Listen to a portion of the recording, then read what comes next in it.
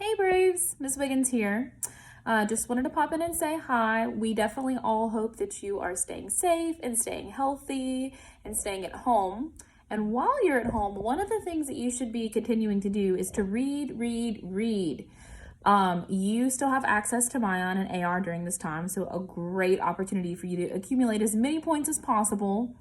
Also, the Rapides Parish Public Library actually has a virtual library going on. I use it all the time. It has some super amazing books on there.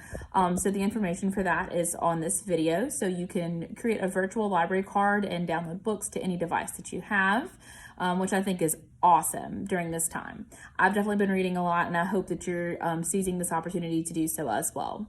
Today, we're actually going to read a book together. I chose a book that some of my students suggested just because it seems to be like an all-time favorite no matter what your grade level is or how old you are. So today, we are going to be reading Diary of a Wimpy Kid, The Last Straw. All right, guys, let's dig in. This book has been definitely used a good bit. All right, here we go. January, New Year's Day. You know how you're supposed to come up with a list of resolutions at the beginning of the year and try to make yourself a better person? Well, the problem is it's not easy for me to think of ways to improve myself because I'm already pretty much one of the best people that I know. So this year, my resolution is to try and help other people improve. But the thing I'm finding out is that some people don't really appreciate it when you're trying to be helpful.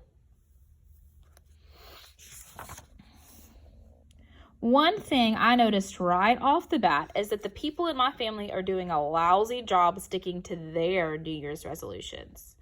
Mom said she was going to start going to the gym today, but she spent the whole afternoon watching TV. And Dad said he was going to go on a strict diet, but after dinner I caught him out in the garage stuffing his face with brownies. Even my little brother Manny couldn't stick to his resolution. This morning, he told everyone that he's a big boy and he's giving up his pacifier for good. Then he threw his favorite binky in the trash. Well, that New Year's resolution didn't even last a full minute. The only person in my family who didn't come up with a resolution is my older brother, Roderick. And that's a pity because his list should be about 1.5 miles long. So I decided to come up with a program to help Roderick be a better person. I called my plan 3 strikes and you're out. And the basic idea was that every time I saw Roderick messing up, I'd mark a little X on his chart. Well, Roderick got all 3 strikes before I even had a chance to decide what you're out meant. Anyway, I'm starting to wonder if I should just bag my resolution too. It's a lot of work and so far I haven't made any real progress. Besides, after I reminded Mom for like the billionth time to stop chewing her potato chips so loud, she made a really good point.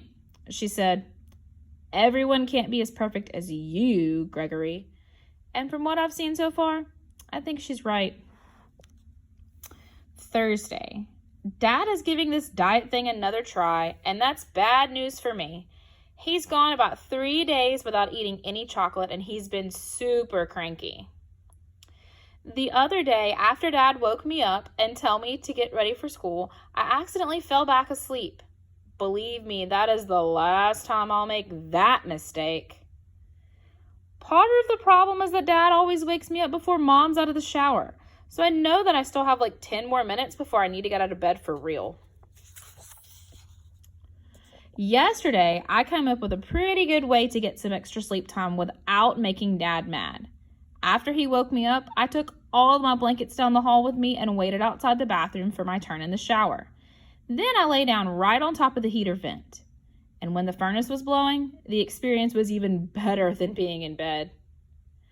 The problem was the heat only stayed on for about 5 minutes at a time. So when the furnace wasn't running, I was just lying there on this cold piece of metal. This morning, while I was waiting for Mom to be done with her shower, I remembered someone gave her a bathrobe for Christmas. So I went into her closet and got it. And let me just say that was one of the smartest moves I've ever made. Wearing that big thing was like being wrapped in a big fluffy towel that just came out of the dryer.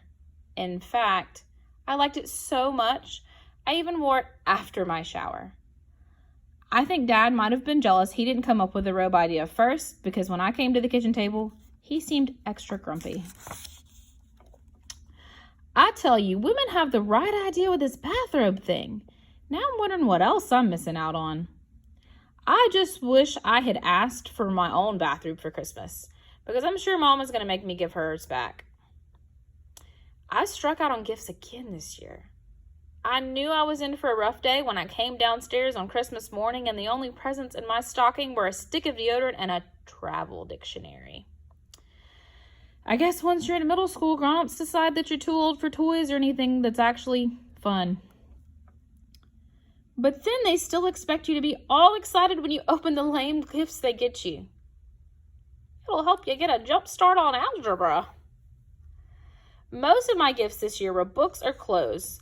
The closest thing I got to a toy was a present from Uncle Charlie. When I unwrapped Uncle Charlie's gift, I didn't even know what it was supposed to be. It was this big plastic ring with a net attached to it. Uncle Charlie explained that it was a laundry hoop for my bedroom. He said I was supposed to hang the laundry hoop on the back of my door and it would make putting away my dirty clothes fun. At first I thought it was a joke, but then I realized Uncle Charlie was serious. So I had to explain to them that I don't actually do my own laundry. I told him I just throw my dirty clothes on the floor and Mom picks them up and takes them downstairs to the laundry room. Then a few days later, everything comes back to me in nice folded piles. I told Uncle Charlie he should just return the laundry hoop and give me cash so I could buy something I'd actually use. And that's when Mom spoke up. She told Uncle Charlie she thought the laundry hoop was a great idea. Then she said that from now on, I'd be doing my own laundry. So basically, it ends up that Uncle Charlie got me a chore for Christmas. It really stinks that I got such crummy gifts this year. I put in a lot of effort buttering people up for the past few months, and I thought it would pay off on Christmas. And now that I'm responsible for my own laundry, I guess I'm kind of glad that I got a bunch of clothes. Might actually make it through the whole school year before I run out of clean stuff to wear. Monday. When me and Rowley got to our bus stop today, we found a nasty surprise. There was a piece of paper taped to our street sign, and it said that, effective today, our bus route was rezoned. And what that means is now we have to walk to school. Well, I'd like to talk to the genius that came up with that idea because our street is almost a quarter of a mile from the school. Me and Riley had to run to make it to school on time today. And what really stunk was when our regular bus passed by and it was full of kids from Worley Street, the neighborhood right next to ours. The Worley Street kids made monkey noises when they passed us, which was really annoying because that's exactly what we used to do when we passed them. And I'll tell you one reason it's a bad idea to make kids walk to school. These days, teachers give you so much homework that with all the books and papers you have to carry home, your backpack ends up weighing like 100 pounds. And if you want to see what kind of an effect this has on kids over time, all you have to do is look at Roderick and some of his friends. Speaking of teenagers, Dad scored a pretty big victory today. The baddest teenager in our neighborhood is this kid named Linwood Heath. He's kind of like Dad's arch enemy. Dad has probably called the cops on Linwood Heath about 50 times. I guess Linwood's parents got sick of his act because they sent him off to the military academy. You'd think that would have made Dad pretty happy, but I don't think he'll be satisfied until every teenager on the planet is sent off to juvenile hall or Alcatraz or something. And that includes Roderick. Yesterday, Mom and Dad gave Roderick some money to buy books so he could study for the SATs, but Roderick spent money on a tattoo instead. I've still got a little time before I turn into a teenager, but the minute I do, I guarantee you Dad will be looking for the first chance to ship me out. Monday. For the past week or so, Manny has been getting out of bed every night and coming downstairs.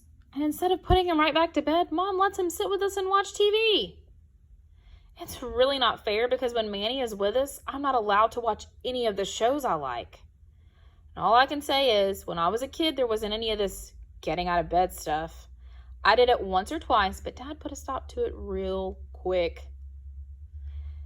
There was this book Dad used to read to me every night called The Giving Tree, and it was a really good book. But the back of it had a picture of the author, this guy named Shel Silverstein. But Shel Silverstein looks more like a burglar or a pirate than a guy that should be writing books for kids. And Dad must have known that picture kind of freaked me out, because one night after I got out of bed, Dad said, "If you get out of bed again tonight, you'll probably run into Shel Silverstein in the hallway." Whew, that really did the trick. Ever since then, I still don't get out of bed at night, even if I really need to go to the bathroom. I don't think Mom and Dad read Manny any Shel Silverstein books, which probably explains why he keeps getting up after they put him to bed. I heard some of the stories Mom and Dad read to Manny, and let me just say that the people who write these books have a racket going. First of all, there are hardly any words in them, so I'm sure it only takes about 5 seconds to write one. Silly bear yawning, silly bear sad, silly bear sleeping, silly bear glad. The end. I told Mom what I thought of Manny's books, and she said if they were so easy to write, then I should try writing one myself. And that's exactly what I did.